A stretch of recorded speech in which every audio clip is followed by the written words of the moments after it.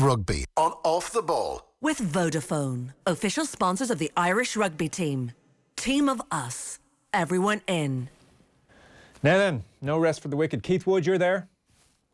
I am. How are you? Good evening. Good evening. We are right back into it. And certainly no rest for Ruaidhri O'Connor of the Irish Independent, who is reacclimatising to things like clean underwear. You're back. Good man. I am indeed, Joe. They do have laundry in Japan.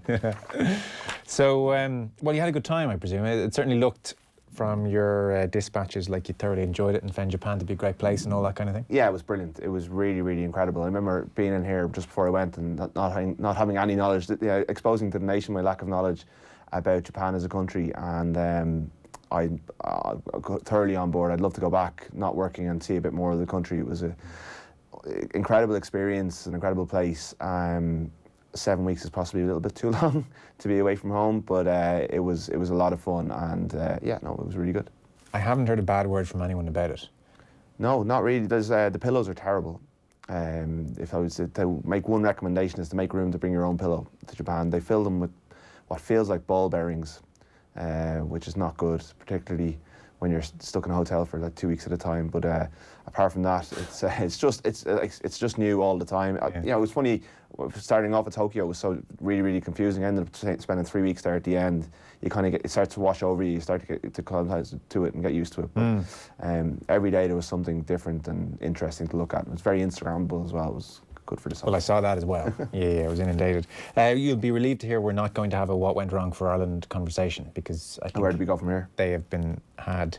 So for the players, as much as everybody else, it's back into provincial life. Munster beat Ulster 22-16, and Leinster dispatched of Connacht with ease, really, 42 points to 11. Ireland, by the way, the women lost to Wales 15-13 at UCD. Gavin Cummiskey made a good point in the Irish Times today that maybe Donnybrook would be a far better atmosphere here, a far better venue, and that's maybe a conversation we'll pick up again at some point.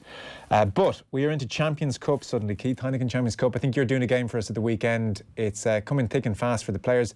I presume, really, not least the internationals, if we're going to get back into provincial life, then you might as well do it in Europe and have a bit of pizzazz about the thing than, 5-6 weeks of Pro 14 ahead.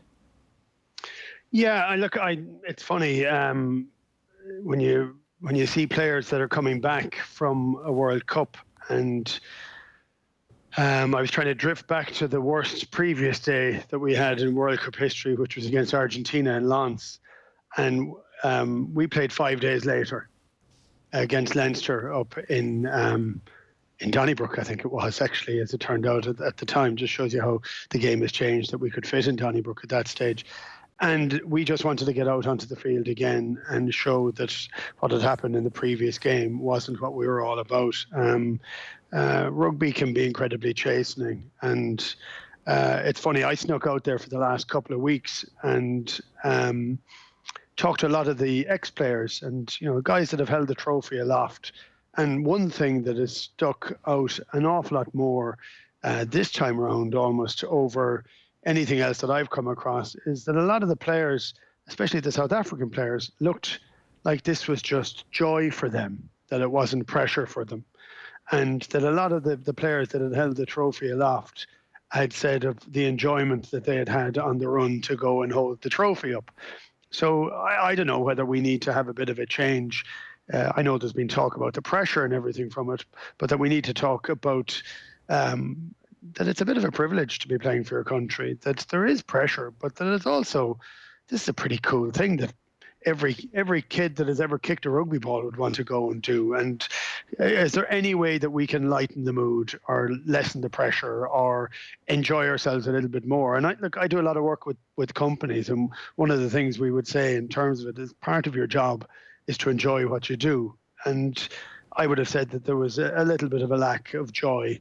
And so to bring back to the question that you asked for Champions Cup, the idea that guys are getting back in for something else and getting a chance to go and play again, and hopefully back to enjoying themselves again, because it just wasn't enjoyment for the World Cup for us. It was pressure, and it seemed like boiler pressure for the whole time. It just didn't seem comfortable. Like, the guys, this is their job. And much and all as we're fans and we want to be cheering them and extolling them and exhorting them onto other things, you kind of want to enjoy what you do on a day-to-day basis. So I'm hoping they're being looked after when they go back. Of course, they go into interprovincial matches like they had at the weekend, and you could see on certain players there was a bit of joy in there again. So I think we need to remember that just a little. I think that's just to say, having been around the semi-finalists, I didn't do much Wales, but I was around the other semi-finalists before the final. He's completely right. There was a much lighter sense about them, even though they were approaching the biggest games of their lives. They were way just more relaxed than the Irish players were in the public-facing part of it. They seemed to be enjoying themselves an awful lot more. Rassie Erasmus brought this great sense of perspective to the South African setup. You heard his quotes after the final. They all seemed to engage with Japan an awful lot more than Ireland did. There was a much more, Ireland almost came and went without leaving any sort of a trace, whereas other teams seemed to enjoy themselves, seemed to embrace the place a lot more. And it is definitely, I think we will see that. I think Andy Farrell will. I know you didn't want to go into World Cup Ireland thing. I refuse to be dragged into this. Where did it all go wrong? No, this is it. We did one answer. You both managed to do it. But I think this Andy isn't Farrell. negative. This is positive. But I think Andy Farrell will bring that. Not going here. I think we're going to see a very different approach from Andy Farrell. He's a very different character, and that is a good thing. And I think we're seeing that. I think if you watch the Leinster body language on Friday night, and even seeing the way Ulster were celebrating their scrum penalties, and Jack McGrath looked like he had a bit of life to him for the first time in a year or so. I think that the provinces will always play a role in rehabilitating the players in that way, but I do think that injecting a bit more fun and enjoyment into it will be a big thing over the next couple of years. Well, now you're doing a where do we go from here, which is the other side of that coin, and we're not doing it. Ulster had played 6-1-4, because I'm sure people have been very consumed with the World Cup and may not have been given the Pro 14 their full attention. So Ulster had played 6-1-4, Munster played 6-1-5, tries from Stander, Scannell, and a scorcher from Conway, Keith, who is continuing his good form and probably feels fit as a fiddle post-World Cup. Beyond that, what did you take from the game? Were Munster fairly comfortable winners here? The scoreline doesn't look like it, and actually they went behind with about 7 or 8 minutes to go, and having been in total control of the game, but they still got their way down the pitch to score again by Conway's sparkling score, actually. Great running lines, great acceleration. They looked in total control, and I thought they lost a little bit of composure in the middle of it. And look, I've looked at all these games during the season. I've actually watched these games as well as watching World Cup games. Ulster look a bit lean on some of their talent. I think they lost one of the matches earlier on. They said the same game that Munster lost earlier on, and yet at times they look sparkling, but at times they just look as if they're really shy on their forwards. And Munster should have won that game by 15 or 20 points and didn't finish them off. So I think they'll learn an awful lot from that. They also integrated a lot of players back in, more players than Ulster did back in. For me, it looked in stark contrast again. We look at different players. Conway came back, I'm going to say, hungry and energetic and gunning for road. He didn't get. He played well when he got a chance. He didn't get as much of a chance he could have liked to. Stockdale came back, wasn't involved in the game at all, and I think that's understandable. He's a young kid. He's had a very difficult tournament. He's had a very interesting start to international rugby, where he scores tries for fun, but he's exposed defensively. He's trying to learn his tradecraft he tried to learn it in the middle of a World Cup. That's a tough place to do it. So this is a hard time for him to come back from a huge high from a very young kid. So we need to watch him over the next 3 or 4 months to see how he gets on. And also, he needs to be minded to make certain that he can get back to that try-scoring ability that he has. Yeah. Munster had a 6-2 split on the bench, very South African, and Van Graan was asked about this afterwards, and he said, this is actually the way the game is going now, that if you're sitting there, an hour into a game and you're looking at the pitch, will you more than likely want to replace an outside back or a lock? He says, quite often now it's a forward. Are we going to see more and more of this? Is this the way the game is going, Keith? I think it can do, but it depends on the players you have at your disposal. And if you actually looked at Munster's bench at the weekend, it was an excellent bench. It was fairly heavy hitting, plenty of players to kind of bring on to do that. If you have sparkling backs that you can't get onto the field, you may not go for 6-2 split. So it suits teams that play a very particular style of play. South Africa play it. Munster play it a bit Now, you're not as much as South Africa do it, but it suited them and suited them for the weekend. Though I have to say, Munster looked slicker. Their handling was slicker. There has been a change. Now, we haven't seen it in white hot competition, and that's often the case of it, but it has changed slowly. It needs to change an awful lot more, and I think coaches can have that impact, and Munster's coaching ticket are only betting themselves in at the moment, but you can see Larkham's influence on it. There is a willingness to have a bit of a cut more often. Well, that's the next point, Rory, as we look ahead to European action. So Munster's pool 4, has been called a pool of death, or certainly one of them. So they're in with Saracens, who will come to, because there is a question mark over Saracens' priorities. In fact, there's not a question. Mark McCall's been very clear on that. It ain't Europe this year, actually, given what's happened to them. But Saracens are in there nonetheless.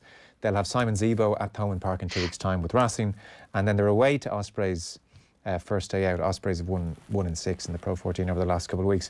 But if we're looking at Munster in broad terms and semi-final season, last year, and not for the first year, but last year certainly their defence underpinned everything good they did, probably got them into a semi-final, and yet again the attack, by the admission of their own players, Chris Farrell spoke about it, very upfront about the fact that they're not at the races when it comes to elite European level, when it comes to their attack, hence Stephen Larkham. So that is where Munster are once again this season, and a lot of the key players are again a year older, and we don't know. Van Graan said, I hope so, when he was asked if Joey Carberry's going to be back before Christmas. We don't know quite where Carberry is. Clearly he's sacrificed his ankle in the short term to try and make a World Cup. So that is where Munster are as they go into Racing, Saracens and Ospreys. Yeah, and I think they're lucky that they're playing the Ospreys first, and I think everyone's going to be targeting 10 points against them as a base for this pool. And Munster are kind of the kings of the pool stages. You know, they are the team that generally, apart from those 2 seasons where they didn't get there, they're generally able to get themselves through this, and their record of getting to quarter and semi-finals is excellent. It is the next step, but I don't think they can go away. They obviously need to develop their game plan for that point, but I don't think they can go away for what gets them through these months. And I think they need to go to Liberty Stadium and get the 5 points and get as big a score as they can, because Racing are the kind of team that, although they're playing the Ospreys back-to-back over Christmas, they're the kind of team who can maybe let one of those games slip, you know, and that can edge you ahead of Racing. And for all that Mark McCall says that about Saracens, I mean, Saracens are the defending champions. They're a team full of players who just come back off losing a World Cup final, and it's their only chance of winning silverware, presuming the appeal is upheld. So Maro Itoje is not going to say, I'm sacking off Europe this season, unless he's not selected. Correct. Owen Farrell, the same. I mean, they're not going to get to a Premiership final. I think they've got it within their gift to stay up. In spite of the 35 points deduction. I think so, yeah. I think based on the last couple of seasons, they'll get there. You know, they've already made a decent start to the season. I think they're third in the Premiership.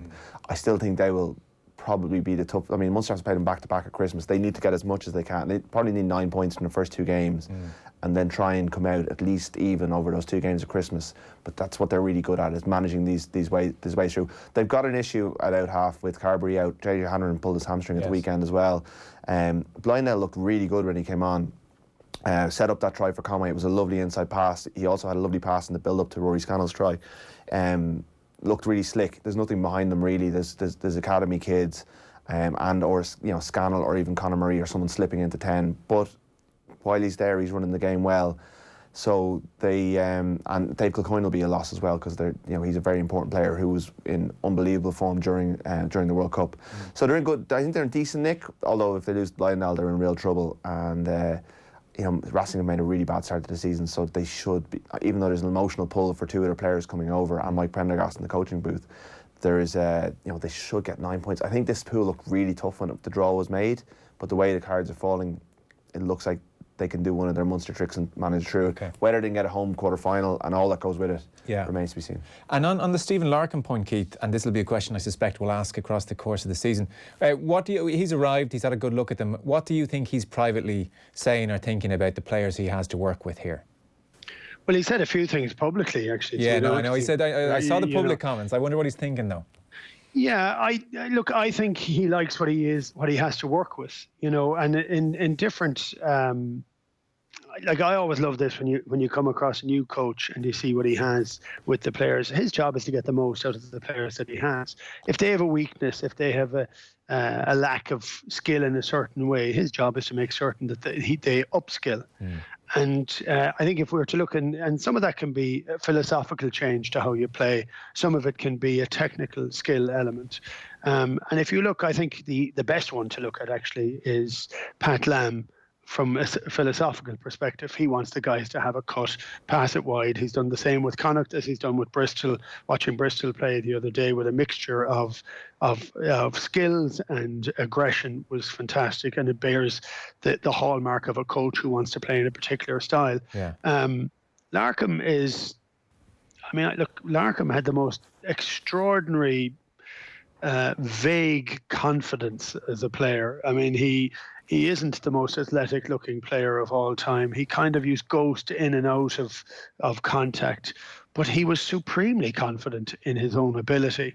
And he had that for all the players around him used to pick up off it. They would always follow him. And it's how can you translate that into being a coach? And he's a very process driven coach, but he also likes the idea of guys having a high skill set. So he hasn't been upset by it. Yeah. And also he's only just been welcoming back in the Munster players. I just wanted to touch on one bit for Rory and Saracens. Yeah. When Mark McCall says they're going to concentrate on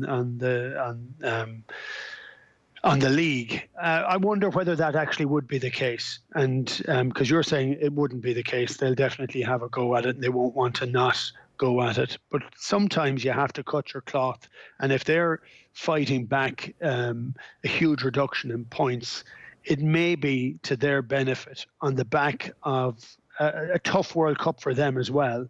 They get to the final, but literally got played off the park in the final. That takes a huge amount out of those players. Will it be better for those England players and for England for them not to be slugging it out for 20 matches or 25 matches this season? And maybe if they're not selected, is it a better place for them? They'll get more out of them in the future. So, you just wonder, whether they will decide to attack everything. I think they'd like to attack it with the team that played last weekend. And if you watched the resistance that they had and the joy that they had when they scored tries and got that win last weekend, because of the week that they'd put down, it would be interesting to see whether those guys are given their head at different times when we wouldn't have expected them to. It will. So 35 points. The exact quote from McCall, by the way, was, "We have to plan for worst case scenario, which will affect our strategy around the Champions Cup. Our job is to try and stay up." And he talked about, it's a Lions year next year. He doesn't want this squad getting torn apart. They beat Gloucester at King's Home. Their opener, by the way, is away to Racing, and he said the World Cup contingent won't be rushed back. Alex Sanderson, the coach there, often does the interviews after games, and after the Gloucester win, he literally said he was going to quote Taylor Swift, and haters are going to hate. And then he said, well, I'm not trying to make light of it, but that's what we're going to do, and we're going to use all the negative energy coming our way. And Gloucester fans are waving £50 notes and stuff in the crowd. On what's actually happened, Keith, because you'd have a good feel for contracts and what tends to happen in these departments, I suspect. It was a 9-month investigation, and they have found very clearly that Saracens failed to disclose payments to players in each of the last 3 seasons, and that the club did exceed the ceiling for payments to senior players in that time. It's a bit of an open secret as to what was happening. The Daily Mail did kind of great work on this last year. So Nigel Ray, the owner, invested with players, companies such as Vun Prop Limited, which is the Funapola's, Faz Investments, Owen Farrell, Wiggy 9 Limited, Richard Wigglesworth. They certainly didn't try and hide the names of these companies. They invested various things, anything from a coffee shop to property investments, all this kind of stuff. And Nigel Ray has said this is perfectly legal. And clearly the people who investigated what's been going on said, well, no, it's not. Now, a few things. One, I would suspect this is happening all over the place. Even in Ireland here, we have private investment in players' contracts. So I would think Saracens are far from the only team doing this. Is it illegal? Does it break rules, in your opinion? Well, illegal is against the rules. Against the rules. It's a difficult word in this situation. So, actually, to have a co-investment idea, there's a great article in The Guardian today, Michael Aylwin in The Guardian today. And it's hard because we haven't got any of the details on this. And I think the Premiership are making it a bit difficult for the idea that they haven't come out with the clarity of it. They've said the co-investment idea is permissible as long as the investor pays the market rate for any shareholding. So if he doesn't, if he overpays for us, that's then considered salary. But as an example, if somebody buys a company and says it's 50% the shareholder of the company, the shareholder of the club, and 50% the player, that can go up or go down. If that's an investment at true value, that actually apparently is permissible within the rules. But because there's a bit of a vagueness over what it actually is or not, but I can tell you all the other clubs have been jumping up and down, railing at this, and there has been a doubt over Saracens for the last number of years. But I think we need a little bit more detail as to what it is or not, because actually they say that those companies are fine, but it's exactly how they've been treated as to whether they're fine or not. And so they've said, look, it's not fine, and for the last couple of years it hasn't been, but it isn't that way anymore. I don't know. It seemed like a slightly woolly answer, not a woolly fine by any way, or the deduction. And it's whether they can go back and appeal it. But the appeal it is on a point of the rules around it as opposed to the law. And if it doesn't go to there, I would imagine they may go to the law of the land. And then what happens then? So it's, again, because everybody is actually talking, saying, well, they know what went on and what happened. We don't actually. And they haven't fully said exactly what was crossed. So we don't know. And it's interesting because we all love it, because everybody then starts gossiping, did they do this or that or whatever. But we do know the Saracens have the best squad in Europe for the last 3 or 4 years. And that is supposed to be done with 7 million quid plus 2 marquee players over the top, whatever they pay for those 2. And it's hard to have that squad with that, but that is actually, and that's where the doubt keeps coming in for everybody. Yeah. But they say, as it stands for this year, are they saying it's okay, or it's okay going forward? So I don't know. So the report that came out for it was that they had failed the rulings, but they didn't fully itemize what ones they'd failed. So we're still in the place of speculation. Okay. Well, that's not. So I read every different article on it over the last couple of days. I'm still none the wiser as to exactly what it is that they have done, and to why their way of doing it is wrong and outside the rules. Okay, fair enough. Well, we'll see how it plays out. Munster will have Saracens in those back-to-back games around Christmas, by the way. As for Ulster, who we mentioned, Bath away is their first game. Bath with 2 wins from 4 in the Premiership. They have their former captain, Stuart Hooper, 37 years of age, newly installed as director of rugby. He's replaced Todd Blackadder. Gervin Dempsey still the backs coach there, so we'll see how Ulster go at the weekend. Leinster and Connacht then. Leinster 42, Connacht 11 over the weekend. Rory, I know you watched this game. Leinster, in their pool, they have Benetton first up, they have Lyon, they have Northampton, and then Connacht have, well, a tough assignment. Toulouse, rejuvenated semi-final last year. Montpellier, and all that money and a huge pack. They have Montpellier first up, and they also have Gloucester thrown in as well. So Leinster 42, Connacht 11. Connacht have a bit of an injury crisis in the second row. We'll come to that in a second. But Leinster, firstly, look like they're in fairly smooth running order. They had Will Connors, 23-year-old flanker, get man of the match. Yeah. And everything I read seems to be suggesting that Ronan Kelleher, who is still only 21, will be the Irish hooker for quite some time, very, very soon. So things are humming along reasonably well at Leinster. Very well. I think the Leinster selection this weekend is probably the most interesting of all, because do the World Cup players come in and march back in and take their jerseys, or do the players who've delivered really good results and really good performances so far hold on to the jerseys that they have? It's a manageable pool. There's no real reason to rush the players back. You know, you could probably bring some of them onto the bench against Treviso this weekend, and then go stronger against Lyon away next weekend. That's the luxury that Stuart Lancaster and Neil Cullen have. They utterly they made the most of the fact that Connacht are down second row numbers at the weekend. They beat them up front. It was really, really impressive. They had it won in 15-20 minutes. I mean, teams don't generally go to the sports ground and walk all over Connacht in that way. It was mildly impressive. As Leo Cullen said, we didn't actually do anything all that flash. We just won contact both sides of the ball. Yeah, I mean, that's the game, isn't it? I mean, it sounds like South Africa in the World Cup final. You know, they got down there, they stayed until they scored, and they went down again. You know, and then then they were able to kind of pick Connacht off as they chased the game. They did some nice things. Kelleher threw a lovely offload in the build-up to one of the tries. He does look like the real deal. He's one of those names that you've heard for a couple of years. There's an argument he should have been fast-tracked before this, given the paucity at hooker. What kind of player is he, Rory? He's an all-rounder, and I'd like to get. I don't know how much Keith has seen of him, given he is the international hooker in the room. But he does seem to have it all, and I know he scored a lot of tries, a lot of them are off the back of mauls, but he has the all-round game to go with the nuts and bolts. I don't know whether his throw is there yet, but that's probably Keith has a stronger opinion than I do. Yeah, I don't, because I haven't seen enough of him to form a full opinion. But I would say that I always think when you have a guy of quality, he's athletic and capable and powerful. So that is, and he's a big enough unit, And I'd always go back to coaches being bold, and Phil Kearns being picked from Randwick Second's team straight into the Australian squad, because they said, actually, we can make this guy into what we need him to be. And he was very young. He was 22 at the time.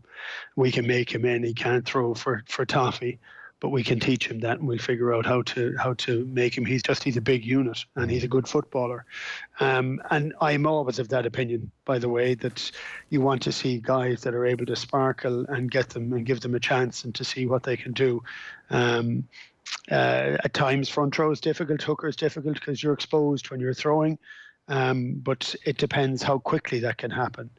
But when someone has a bit of talent, I think you need to take a little bit of a punt with him. Now, that could just be for Leinster at this stage. But we also know that some of the technical positions, if you get a bit of confidence, if you get a bit of a run, you can suddenly go from not close to it to leading the charge. And go back to Conor Murray, from his unbelievable rise from being 5th or 6th scrum half in Munster to being a line scrum half within 18 months. There's a nice opening for him as well. Sean Cronin's injured. He seems to have jumped ahead of Brian Byrne anyway, and probably James Tracy. So I think he will get the exposure at the level that he has to at least put himself in the shop window.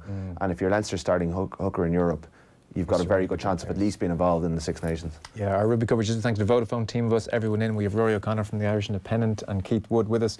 Bath Ulster, by the way, Saturday 1 o'clock. Leinster play at 3:15 Irish time against Benetton. Ospreys host Munster 5:30 on the Saturday, and it'll be Connacht at home to Montpellier on the Sunday, which will be tough. Andy Friend said, frankly, if we get into an arm wrestle with them, we're kind of goosed here.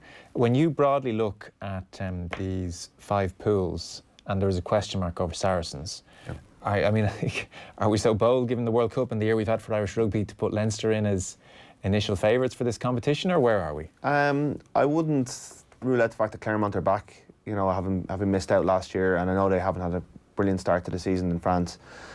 Toulouse, I think the winner will come from Leinster or a French team. I think Saracens are so far ahead of the English pack that if they do sack this off, and maybe Exeter could finally fulfil their European destiny, but it's a big leap from not getting out of your pool to going and win and things. So I think Leinster are in a really, really strong position. They've got great depth. They've got players who are coming back with a point to prove. I know 4 years ago no Irish team got out of the pool stages, but Leinster and Munster were in a bad way back then, whereas if you think back to 2012, Leinster won it, 2008 Munster won it. So there is a history of coming off the back of this World Cup disappointment and going on and achieving. And Leinster seem to have a strong enough culture and a very strong coaching ticket. Munster, I know they've got new people, but they've got a decent stability there. They've a very strong core group of players. And while they've the tougher route, I think a run to the knockouts again is there for them. And even Ulster, they did a lot right in Thomond Park at the weekend. It was actually I thought their basics let them down at times, but if they can get an away win in either the Rec or the Stoop, which is pretty doable, they can get there as well. Connacht looks like a bit of an ask, but I think Leinster are definitely contenders to win the thing, and Munster, if they get the right run, have a chance. But I think next year is Munster's year. If Munster can win the Pro 14 and then bring in Dealande and Snyman, then they're serious contenders next year. But they need to give themselves that favourable draw that Leinster gave themselves by winning the Pro 14. Yeah. It's notable, though, in your first initial answer, you didn't even have Munster in the conversation, really. They're still just that bit short when it gets to those stages. I think so. Yeah. But if you get a right draw, and and look at why South Africa got through the World Cup. They got the right knockout draw, and then they produced a big performance in the final. Well, they're getting semi-finals on a regular basis. One of these years they'll get a decent draw. Because they could argue they would have beaten Toulouse in Ireland in the semi-final, which Leinster did last year, and then you're in a final, and who knows what happens. Keith, do you have any strong feeling at the outset as we kick off Heineken Champions Cup coverage again? No, I would expect a fairly high level of performance for the provinces this time. And if I go back to that lowest day of history, which was losing in Lens to Argentina, Munster got to the European final about 5 months later, 6 months later. So those things are possible. I think Munster is growing. It's doing pretty well. I think the signing of those two players are very, very significant because it puts in world-class players into positions where I think Munster have just been a little bit callow, and you have more players to build around. Also, I think within the midst of that is a huge drive to bringing through academy players and players that are in the under-20s and getting them through. It isn't just looking overseas. So I think there is a fairly significant focus on that side of the change in Munster, and that is beginning to show some dividends. Leinster they're a phenomenal squad of players, and we're now talking about new players that are coming through this year and at the end of last year as being serious contenders to play for Ireland. Their strength and depth is pretty phenomenal. They have an easier run through the pools. Ulster will struggle if they continue to have injuries, because I just still think the depth of their squad is a bit shallow. And to be honest, Connacht trying to go and play without second rows it's crazy for them. So actually, the IRFU need to be able to put in whatever support structures you needed for them, so they can get a couple of medical jokers in, because that is really, really needed. Okay. Very, very final point on the Saracens thing, Rory. I know you probably didn't make it over to the Heineken Champions Cup launch. I didn't. Okay, but Rob Baxter was there. And obviously they're fairly livid with Saracens, and Chris Robshaw certainly went off and won. It was notable when Johnny Sexton was asked about it and what does this mean at a European level. He was very quick to say, well, there's no salary cap at European level, and who knows what the wage bills are here. Leinster have a huge squad. So whatever the finding is, say it turns out they've broken the salary cap in the Premiership, we can't really extend that to diminishing what they've achieved in Europe, I would presume, because it's a level playing field in Europe. Well, they broke, yeah. I mean, you do qualify for Europe on the back of your Premiership performance, so you do earn your seeding. But I like, as a collection of players, if you can separate the two, as a collection of players in an organisation, they have done things very, very well as a sporting institution. How that was funded does come into question, but I don't think any Leinster players are going to look for gold medals for last season because Saracens broke the salary cap in the Premiership the year before. The IRFU subsidise Irish rugby by contracting Johnny Sexton and Conor Murray in the same way. It's almost it's a different version of the same thing, and that's how Leinster are able to go out and get Joe Tomani. It's how Munster are able to go out and get Snyman and Dealande, because Conor Murray and Peter O'Mahony are off the wage bill. So it's just a different model. So yeah, I think look, it definitely. It probably will taint those two those titles. But they'll be synonymous with it. It'll definitely be a markup beside Saracens' name in people's minds. But at the same time, no one's gonna. If Leinster were to be given a fifth star based on last May, I don't think anyone will turn up for the presentation. No. Okay, we'll leave it there. Keith Wood, thanks very much. Rory O'Connor of the Irish Independent. Thanks, fellas. Cheers. Cheers, gents. Rugby on Off the Ball. With Vodafone, official sponsors of the Irish rugby team. Team of us, everyone in.